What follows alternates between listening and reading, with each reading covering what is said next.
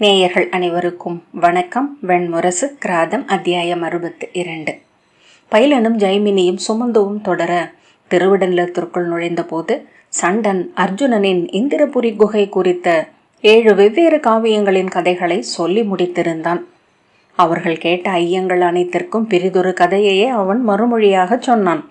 ஒரு கட்டத்தில் அவர்கள் முற்றிலும் வினாக்கள் அழிந்து கதை சுழலுக்குள் மூழ்கி செவியும் விழியும் மட்டுமே என தொடர்ந்து வந்தனர். விண்ணிலிருந்து மீண்டும் இந்திரகீல மலைக்கு வந்து விழுந்தான் இளைய பாண்டவன் என்கின்றன கதைகள். அங்கிருந்து அடர்காடுகளின் வழியாக அவன் இமயமலை அடுக்குகள் வரை சென்றான். இமயத்தின் இடுக்குகள் வழியாக கடல் தேடி வரும் பீதர் நாட்டு வணிகர்களுடன் சேர்ந்து சென்றான். அவர்களை பிரிந்து கிண்ணற குடியினருடன் இணைந்து கொண்டு மேற்கு நோக்கி சென்றான். 18 மாதங்களில் அவன் கைலைக்கு செல்லும் மாவிரதர்களை கண்டு அவர்களுடன் இணைந்து கொண்டான். எங்கும் நில்லாதவன் என்பதனால் அவனை சலன் என அழைக்கின்றன நூல்கள் என்றான் சண்டன். அவர்கள் பயோஷ்னி என்னும் சிற்றாற்றின் கரையை வந்தடைந்திருந்தனர். பாறைகள் சரிந்திருந்த மலைச்சரிவில் நுரைத்தும் சீரியும் சென்று கொண்டிருந்தது நீர் பெருக்கு. சண்டன் நாணல்களை பறித்து இணைத்து கட்டி நீள் கூம்பு வடிவ மீன் கோரியை முடையத் தொடங்கினான். களைத்த கால்களுடன் இளையோர் அவனை சூழ்ந்து அமர்ந்தனர். ஜெய்மினி, அவன் அங்கே கற்ற வேதம் எது என்றான். அவன் அங்கே கடந்தது இந்திரனை முதன்மையாக்கிய மகாவஜ்ரம் என்றான் சண்டன். அவ்வேதம் இன்றில்லையா என்றான் ஜெய்மினி. சண்டன் புன்னகைத்து, எந்த வேதமும் முற்று அழிவதில்லை அந்தனரே, அது மண்ணுக்குள் வேறென்று நீடிக்கும். ஒவ்வொரு சொல்லிலும் அதன் பொருளும் இணைந்திருக்கும் என்றான். ஜெய்மினி பெருமூச்சுடன், நான் கற்றதே வேறு என்றான். சொல்க என்றான் சண்டன். ஜெய்மினி தயங்க, சொல்க அந்தனரே, இக்காடே ஒரு கல்வி நிலை அல்லவா என்றான் சண்டன். ஜெய்மினி, பிரம்மனின் நாவிலிருந்து எழுந்து ககன வெளியில் ஒலி அலைகளாக நீடித்தவை வேதங்கள். மானுடரால் உருவாக்கப்பட்டவை அல்ல என்பதனால் அவை ஔபௌருஷயங்கள். மானுடனுக்கு சொல்லப்பட்டவை என்பதனால் சுருதிகள் என்றான். வேதம் பெற்ற அனைவருமே முனிவர் என்றும் வேத சொல்லை தொகுத்த அனைவருமே வியாசர்கள் என்றும் முன்னோரால் அழைக்கப்பட்டனர். சொல் தேர்ந்து வேதம் தொகுத்த முதல் வியாசர் 100,000 நூல்களாக வேதங்களை வகுத்தமைத்தார். அவற்றை ரிக், யஜூர், சாமம், அதர்வம் என பகுத்தார். ரிக்கால் ஹௌத்திரத்தையும், யஜூசால் அத்வாரியவத்தையும், சாமத்தால் ஔல்காத்திரத்தையும், அதர்வத்தால் பிரம்மத்துவத்தையும் அடையலாகும் என நிறுவினார். அழிப்பும் அழிப்பும் உசாவலும் பெறுதலுமாக வேதம் அமைந்தது. சண்டன், எதன் அடிப்படையில் அந்த 100,000 நூல்கள் தொகுக்கப்பட்டன?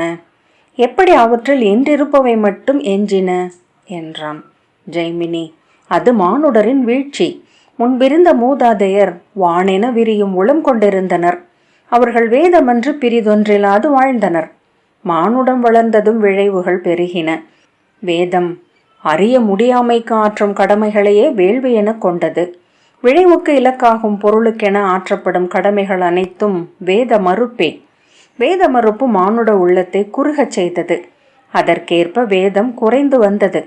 ஒவ்வொரு நாளும் ஒரு பாடல் என வேதம் மானுடரால் கைவிடப்படுகிறது என்றான் சண்டன். அந்தனரே, வேதமென இங்கு வந்த மெய்ச்சொல் வடக்கே எழுந்த பனிமலை அடுக்குகளை போன்றது. ஒவ்வொரு காலகட்டத்திலும் அதன் ஒரு பகுதி முதன்மை கொள்கிறது. சில பகுதிகள் கண்டெடுக்கப்படுகின்றன, சில பகுதிகள் கைவிடப்படுகின்றன. பெரும் பகுதி எவராலும் காணப்படாமல் அங்கிருக்கிறது. அறிந்த வேதமே நாம் பேசும் வேதம். அறியா வேதத்தின் நுனியே அது என்று அறிக என்றான். இமயமலை அடுக்குகளுக்குள் பயணம் செய்பவர்கள் அங்கு அசுரரும் அரக்கரும் கிண்ணறரும் கந்தர்வரும் வாழ்ந்துவிட்டு சென்ற பெருநகர்கள் ஒழிந்து கிடப்பதை காண்பார்கள். அவர்கள் எதை வென்றார்கள், எதை இழந்தார்கள் என்று சண்டன் கேட்டான். வேதங்களுக்குள் விடப்பட்ட வேதங்கள் புதைந்திருக்கின்றன என்று அறியாதவன் வேதங்களை பொருள் கொள்ள இயலாது என்று அவன் தனக்குத்தானே என சொல்லிக் கொண்டான். பின்னர் கூடையை எடுத்தபடி மீன் கொள்ளும் பொருட்டு பாறைகளின் மேல் தாவிச் சென்றான். 2 பாறைகளின் நடுவே பீரிட்டு வளைந்து விழுந்த நீர்ப்பெருக்கின் குறுக்காக அந்த கூடையை சற்று நேரம் வைத்து நீர் வளைந்து தெறிக்கச் சுழற்றி வீசி எடுத்தான். அதில் வெள்ளி இலைகளென மீன்கள் துள்ளின. அவற்றை செவில்கள் வழியாக நாணலில் கோத்து இடையில் அணிந்து கொண்டான். செல்வம், நாமும் உணவு தேடி மீள வேண்டும். இருட்டி கொண்டிருக்கிறது என்றான் சுமந்து. பைலன், வெள்ளி திறவுகோள்களை கொத்தாக கட்டி இடைசூடி நின்றிருக்கும் வாயிற்காவலன் போல் இருக்கிறார் என்று சண்டனை நோக்கி சொன்னான். யார் அவர் என என் உள்ளம் வினவிக் கொண்டே இருக்கிறது. ஒரு வழிகாட்டி என உணர்கிறேன். எதிர்பொருட்டு நம்மை அவரிடம் ஒப்படைத்துள்ளது ஊழ். நாம் எங்கு சென்று கொண்டிருக்கிறோம் என்றான் ஜெய்மினி. நெடுந்தூரம் வந்துள்ளோம். இக்கொடும் பயணத்தை நமக்கு அமைத்த நெறி வீண் விளையாட்டை விரும்பாதென்றே கொள்வோம் என்றான் பைலன். காட்டுக்குள் நுழைந்த போது அவர்கள் அமைதி கொண்டிருந்தனர். முட்காடுகள் வழியாக வந்திருந்த அவர்களுக்கு பேரிலை செடிகள் கொண்ட பசுங்காடு அறியாமலேயே உவகையை அளித்தது. சருகு மெத்தையில் அவர்கள் கால்கள் புதைந்தன. உடல் தொட்ட மரங்களிலிருந்து மலர் பொடிகள் உதிர்ந்தன. புதர்களுக்குள் செம்போத்து ஊடுருவி ஓடியது. ஆர்வத்துடன் ஒரு குரங்கு இறங்கி வந்து அவர்களை நோக்கியது. அதன் தோழி கீழ் இறங்கி வர மேலே செல்லும்படி அதை எச்சரித்தது. பைலன் அருகே நின்ற வாழையின் மடல்களை பிய்த்து வாயில் வைத்து தேன் உண்ண உறிஞ்சினான். இது அந்தி, வாழைத்தேன் காலையிலேயே இருக்கும் என்றான் சுமந்து. ஆசிரியரின் மெய்ச்சொற்களை புலரியிலேயே அடைய வேண்டும். அவை மலர்த்தேனை போன்றவை என்று ஒரு நெறி நூல் உரைக்கிறது என்றான் ஜெய்மினி. இந்த காட்டில் கூட நாம் நூல்களிலிருந்து விடுதலை பெற மாட்டோமா என்ன என்றான் பைலன். காடாக சூழ்ந்திருக்கின்றன நாம் கற்ற நூல்கள் என்றான் சுமந்து. இலக்கணமற்றது, ஏடென்றும் பாதமென்றும் பிரிக்கப்படாத நூல் இது. நாம் கனி கொள்ள வந்தோம், அதை செய்வோம் என்று ஜெய்மினி எரிச்சலுடன் சொன்னான். எதையும் தத்துவமாக ஆக்கவில்லை என்றால் உங்களுக்கு சொல் திகட்டுகிறது போலும். இதோ இந்த மரங்களும் செடிகளும் கூட ஓமைகளாக ஆகிவிடுவோமோ என அஞ்சி நடுங்கி நிற்கின்றன. சுமந்து வெடித்து சிரித்து விட்டான். பைலன் சிரித்தபடி, ஜெய்மின்யரே, நீங்கள் கூட வேடிக்கை பேச முடியும் என இன்று அறிந்தேன் என்றான். ஜெய்மினி கொடிகளை பற்றி இழுத்து வேர் புதைந்த இடத்தை சுட்ட பைலன் சிறு கூர்கழியால் அகழ்ந்து கிழங்குகளை வெளியே எடுத்தான். உச்சி கிளைகளிலிருந்து காய்களை அக்கொடியிலேயே கவன் கட்டி வீசி எறிந்து பற்றி இழுத்து பறித்தனர். அக்கொடிகளை பின்னி கூடையாக்கி அவற்றில் காய்களையும் கிழங்குகளையும் சேர்த்து தூக்கி கொண்டனர். அச்செயலில் அவர்கள் மூழ்கிய போது சொல்லாடல் இயல்பாக நின்று அமைதி சூழ்ந்து கொண்டது. வேதம் பிரம்மனிலிருந்து பிறந்தது என்று அனைத்து நூல்களும் சொல்கின்றன என்று எண்ணிராத தருணத்தில் ஜெய்மினி தொடங்கினான். சுமந்துவும் பைலனும் அப்போது பிரம்மனை பற்றித்தான் எண்ணிக்கொண்டிருப்பதை உணர்ந்து சற்று திடுக்கிட்டனர். ஆனால் ஒவ்வொரு நூலும் பிரம்மனின் தோற்றம் பற்றி ஒவ்வொரு கதையை சொல்கிறது. அவன் என்ன எண்ணிக்கொண்டிருக்கிறான் என்பதை நுட்பமாக தொடர்ந்தன இருவரின் உள்ளங்களும். அவ்வாறென்றால் ஒவ்வொரு பிரம்மனும் படைத்த வேதங்களும் வேறு வேறா என்று அவன் கேட்டபோது அம்பு விடுபட்ட வில்லென அவர்களின் அகங்கள் நிலை மீண்டன. ஏனோ இத்தருணத்தில் முன்பு கற்ற அன்னை நெறியின் கதையே என் நெஞ்சில் முதன்மை என எழுகிறது என்றான் ஜெய்மினி. யுக தொடக்கத்தில் விஷ்ணு ஒரு கைமகவாக ஆளிலையில் கிடந்தார். அவரில் தன்னுணர்வு எழுந்தது. அது அச்சம் என்றாகியது. அந்த மகவு வீறிட்டு அழுதது. அப்போது விண்ணிலிருந்து மெல்லிய மூச்சு அதன் மேல் பட்டது. நான் யார்? என ஈன்றது எவர்? எதன் பொருட்டு என அவர் உள்ளம் வினவியது. விண்ணிறையும் இடிமுழக்கமாக ஓர் ஒலி எழுந்தது. சர்வகல்வித மேவாகம், நான் யாஸ்தி சனாத்தனம். இவை அனைத்தும் நானே, நானன்றி தொடக்கமென ஏதுமில்லை. விஷ்ணு நிமிர்ந்து நோக்கினார். 4 கைகளில் சங்கும் சக்கரமும் கதையும் மலரும் கொண்டு அன்னை அவர் முன் தோன்றினாள். அவள் நிழலும் வண்ணம் கொண்டிருந்தது. ரதி, பூதி, புத்தி, மதி, கீர்த்தி, திருதி, ஸ்மிருதி, ஸ்ரத்தை, மேதை, ஸ்வதை, சுவாகை, சூஷை, நித்ரை, தயை, கதி, துஷ்டி, புஷ்டி, ஷமை, லஜ்ஜை, ஜ்ரும்பை, தந்திரி என்னும் அன்னை ஆற்றல்களாக அந்நிழல் பெருகிச் சூழ்ந்தது. அரியாமகவு அழகிலா அன்னையரை கொண்டதாக ஆகியது. தன் கனிந்த விழிகளால் நோக்கி அன்னை சொன்னாள், மைந்தா, நீ என் காலத்தின் ஒரு கணம். முடிவில்லாது பிறந்து அழிந்து மீள்கிறாய். நீ வளர்க. அவள் அதை எடுத்து தன் முலைகள் மேல் சேர்த்தாள். அமுதை உண்டு இளமைந்தன் கண் மயங்கலானான். அவன் செவிகளில் அன்னையின் சொல் எழுந்தது. நீ பெருகுக. நீ சத்வகுணத்தான். பெருநிலை கொண்ட அமைந்தவன். மெய்மை கடல் மேல் அரிதுயில் கொள்க. உன் தொப்புளில் இருந்து ரஜோ குணத்தான் எழுக. செயல்நிலை கொண்ட அவனை பிரம்மன் என்று அழைக்கட்டும் முனிவர். பிரம்மன் புடவி பெருக்கை படைப்பான். அது வளர்ந்து தன் விசையால் மையம் கொள்கையில் அதில் எழுக தமோ குணத்தானாகிய மகாருத்ரன்.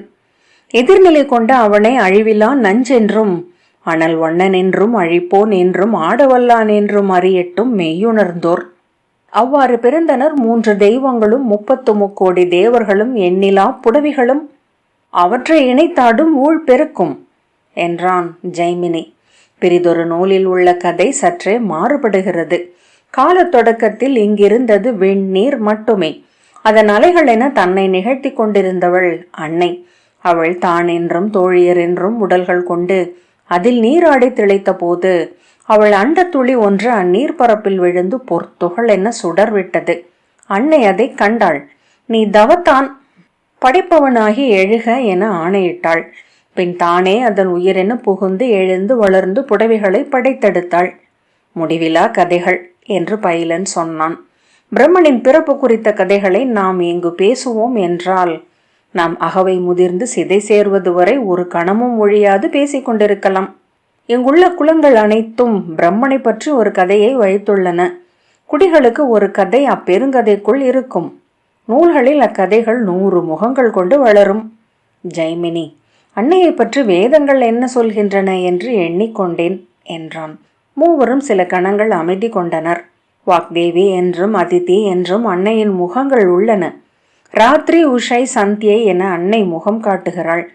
ஆனால் வேள்விக்குரிய முதன்மை தெய்வமாகவோ தேவர்களை என்ற பேரன்னையாகவோ அவளை வேதங்கள் உரைப்பதில்லை என்றான் சுமந்து. ஜெய்மினி, உரைக்கும் வேதங்கள் எங்கேனும் உள்ளனவா? அவர்கள் மீண்டும் அமைதியானார்கள். அறியா வேதங்கள் என சண்டர் சொல்வது அவற்றைத்தானா? அவர்கள் தங்கள் தனித்த எண்ண ஓட்டங்களில் மூழ்கியவர்களாக நடந்தனர். நீண்ட நேரம் கழித்து மீண்டும் ஜெய்மினி சொன்னான். அப்படியென்றால் திசை 4ஐயும் வென்று அர்ஜுனன் அடைந்த வேதமைமையின் பொருள்தான் என்ன?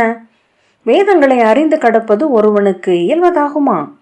பைலன், ஒவ்வொரு வேதமும் பிரிதொன்றை முழுமைப்படுத்துகிறது என்கின்றன நூல்கள் என்றான். அவன் சொன்னதென்ன என்று அவர்களுக்கு புரியவில்லை. அவர்கள் அவனை திரும்பி பார்த்தனர். அவனும் தான் சொன்னதன் பொருள் என்ன என்று உணராதவன் போல திகைத்து அவர்களை நோக்கினான். பின்னர் புன்னகைத்து, கற்றவை அனைத்தையும் முற்றிலும் கலைத்து விட்டார் சூதர் என்றான். அச்சொல்லில் எளிதாகி அவர்கள் நகைத்தனர். சுமந்து, கிழங்குகளின் வேதம் விதைகளுக்கில்லை, காய்களுடன் இணைந்து வேதமும் கணிகிறது என்ற பின், அரிய சொல்லாட்சி, எனக்கே இதை எங்கேனும் எழுத வேண்டும் போல் இருக்கிறது என்றான். மானின் வேதத்தை மானை உண்ணும் புலி தானும் அடைகிறது என்றான் பைலன். பைலரே, வேண்டாம், வேத மறுப்பும் வேத நகையாட்டும் பழி சேர்க்கும் என்றான் ஜெய்மினி. வேத பழி பிரிதொரு வேதமாகிறது என்றான் பைலன். சுமந்து, மெய்யாகவே அது ஒரு அரிய எண்ணம். நம் மெய்யாடலின் வரலாற்றை அதனூடாக சென்று அணுகி அறிய முடியும் என்று தோன்றுகிறது என்றான். வேடிக்கை வேண்டாம் என்றான் ஜெய்மினி சினத்துடன். வேதங்களை நாம் கிளிகளுக்கு கற்பிப்போம். பாரத வருஷம் எங்கும் அவை சென்று அத்தனை கிளிகளையும் வேதமொழி சொல்ல பயிற்றும். வேதமொழிக்கும் காடுகளில் வேதம் கனிந்த கனிகள் எழும். அவற்றை உண்ட மானுடர் அவியுண்ட தேவர்கள் என்றாவார்கள் என்றான் பைலன். அக்கனிகள் அழுகி நிலத்தில் விழுந்தால் பாதாள நாகங்களால் உண்ணப்படும். அவை பொன்னுடல் கொண்டு நெளியும். வேதம் கீழுலகங்களை முற்றழிக்கும் என்றான் சுமந்து. வேண்டாம், இங்கேயே நிறுத்திக் கொள்வோம் என்று ஜெய்மினி குரல் உடைய சொன்னான். உண்ணப்படும் கனிகளை விட உதிரும் கனிகளே மிகுதி. அவையுண்ட அடியுலகோர் விண்ணவராவார். ஆழம் விண்ணென்றாகும். மணல் கடிகை திரும்புவது போல 7 உலகும் தலைகீழாகும் என்று பைலன் சொன்னான். விஷ்ணு ஆழுலகில் பார்க்கடலில் படுத்திருப்பார். வானெங்கும் நாகங்கள் நெளியும். ஜெய்மினி நின்று அழுகை கலந்த உரத்த குரலில், வேண்டாம் வேண்டாம், போதும் என்று கூவினான். சரி, போதும் என்று பைலன் சிரித்து கொண்டே சொன்னான். சுமந்து, வேதங்களை பற்றிய மெய்யறிதலே இனிமேல் நாம் இவரிடம் பகிர்ந்து கொள்ள வேண்டாம். வேதங்களை இவர் அன்னை சொன்ன தந்தையின் பெயர் என நம்புகிறார் என்றான் பைலன். பைலரே என ஜெய்மினி கூவ, சரி, இனி இல்லை என்றான் பைலன். அவர்கள் திரும்பி ஆற்றங்கரையை அடைந்த போது காட்டுக்குள் இருள் பரவி பறவைகள் சேக்கேறும் ஒலிகள் எழுந்து கொண்டிருந்தன. ஜெய்மினி தலை குனிந்தவனாக நடந்தான். ஆற்றங்கரை மணலில் அவர்களின் கால்கள் புதையும் ஒலி எழுந்தது. ஜெய்மினி, நகையாடலாயினும் என்றான். என்ன என்றான் பைலன். நகையாடலாயினும் எண்ண வேண்டிய சொற்களே என்றான் அவன். பைலன் சிரித்து, நகையாட்டிலன்று எவரும் கூறியவற்றை சொல்ல முடியாது ஜைமின்யரே என்றான். பயோஷ்ணியின் நீரில் ஒளி கலங்கி அலை அடித்து கொண்டிருந்தது. ஈரப்பாறைகளில் சிந்திய குங்குமம் போல செம்மை வழிந்தது.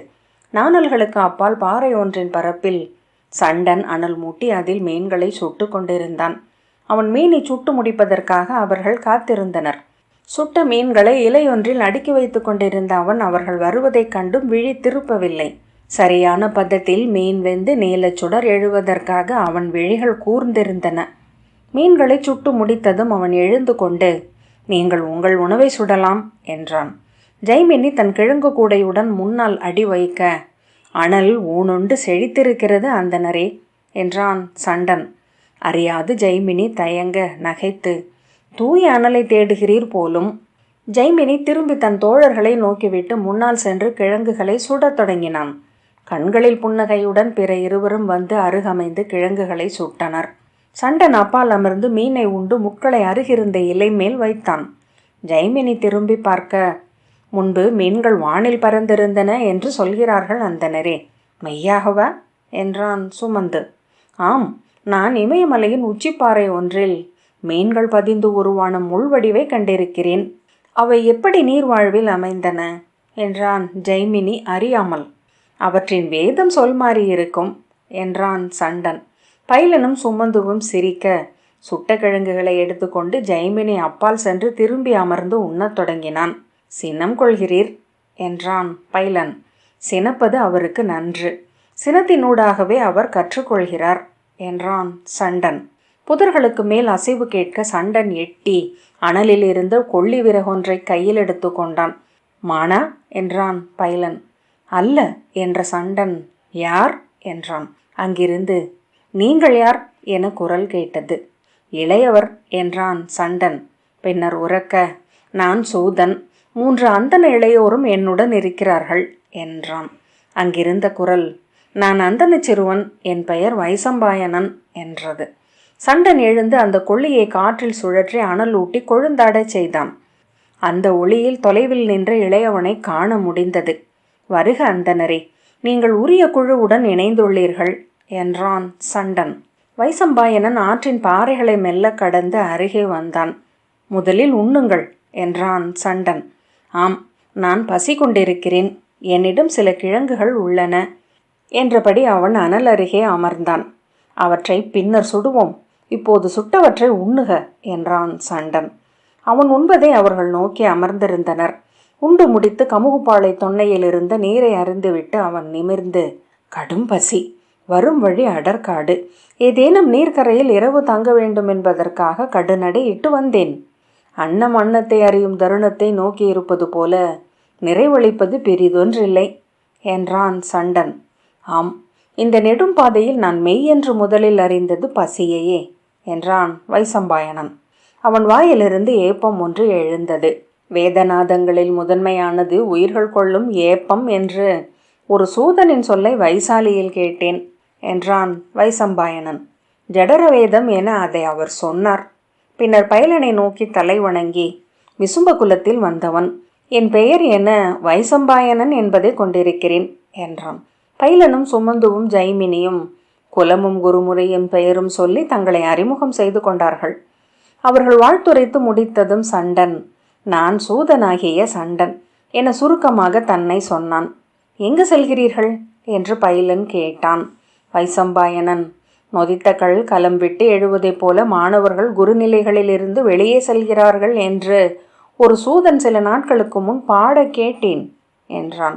எனக்கு மெய்மையை அறிவிக்கும் ஆசிரியர் ஒருவரை தேடி செல்கிறேன்.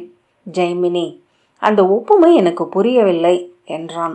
வைசம்பாயனன், அது ஒரு பகடி ஜெய்மின்யரே, புலித்தெழும் நுரை ஆணவமே, வழிவதே நிகழ்கிறது, வெளியேற்றம் அல்ல என்றான். ஜெய்மினி, அப்படி சொல்ல முடியுமா என்ன என்றான். பைலன், அது பகடி, அதை அவரே சொல்லியும் விட்டார். பகடியை ஆராய்வதென்பது உடையை பஞ்சாக்கி பார்ப்பது போல என்றான். ஜெய்மினி, வெளியேறாதவர்கள் எதை கண்டடைய முடியும் என்றான்.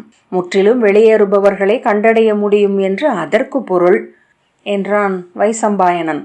வெளியேறும் போதே முழுமையாகத்தானே கிளம்புகிறோம் என்றான் ஜெய்மினி. சுமந்து, பகழியையே வேதமை பொருள் என ஆய்பவர் அவர் வைசம்பாயனரே என்றான். ஆம், அதை அவரை பார்த்ததுமே அறிந்து கொண்டேன் என்றான் வைசம்பாயனன். சண்டன் சிரித்து, நன்று, நால்வரும் நிகரானவர்களே என்றான். வைசம்பாயனன், நானும் அதையே உணர்ந்தேன் சண்டரே என்றான். திசை யானைகளைப் போல கிளம்பி இருக்கிறீர்கள் என்ற பின் சண்டன் உறக்க நகைத்து, அல்லது திசை ஆமைகளா என்றான். வைசம்பாயனன், அது இலக்கு அமைந்திருக்கும் இடத்தை பொறுத்தது. செல்லும் இடம் எங்கிருக்கிறது என்று தெரியவில்லை என்றால் விரைவும் அமைவும் நிகர் அல்லவா? வைசம்பாயனரே, உங்களிடம் ஒரு வினா. நாங்கள் சற்று முன் அதை பற்றித்தான் பேசிக் கொண்டிருந்தோம் என்றான் பைலன். இவர் அன்னை நெறி வந்த நூல்களில் பிரம்மனை முதலாற்றலாகிய பேரன்னை படைத்தமை குறித்து சொன்னார். அன்னை படைத்த பிரம்மனின் சொல்லில் எழுந்த வேதங்கள் ஏன் அன்னையை பாடவில்லை என்றான். சுமந்து, அல்லது பாடும் வேதங்கள் எங்கேனும் உள்ளனவா? நீர் அறிவீரா என்றான். இருக்க வாய்ப்பில்லை என்றான் வைசம்பாயனன். வேதம் என்றால் வேர் நீர் செடியை என தேவர்களை வளர்க்க வேண்டும். குன்றாது குறையாது என்றும் இருப்பவளை வேதம் வழுத்தவும் பெருக்கவும் வேண்டியதில்லை. சற்றே முன் நகர்ந்து, இங்குள்ள அனைத்தும் அவள் வடிவே என்றால் வேதமும் அவளே. வாக்கென வந்து வேதமென அமைந்தவள் அன்னை என்றான். சண்டன் முகம் மாறியது. அனலை உந்தி செம்பொறி பறக்க விறகமைத்த போது அவன் முகமும் அனலொளி கொண்டது. நீர் கற்றவர் அந்தனரே. தொன்மையான பாடல் ஒன்று அவளை வேதமே உடல் என்றானவள் என்கிறது. சிஷை அவள் குரல், சந்தம் அவள் நடை, வியாக்கரணம் அவள் ஆடை, நிருக்தம் அவள் காலடி, கல்பம் அவள் அருட்கை, ஜோதிஷம் அவள் அழிக்கை.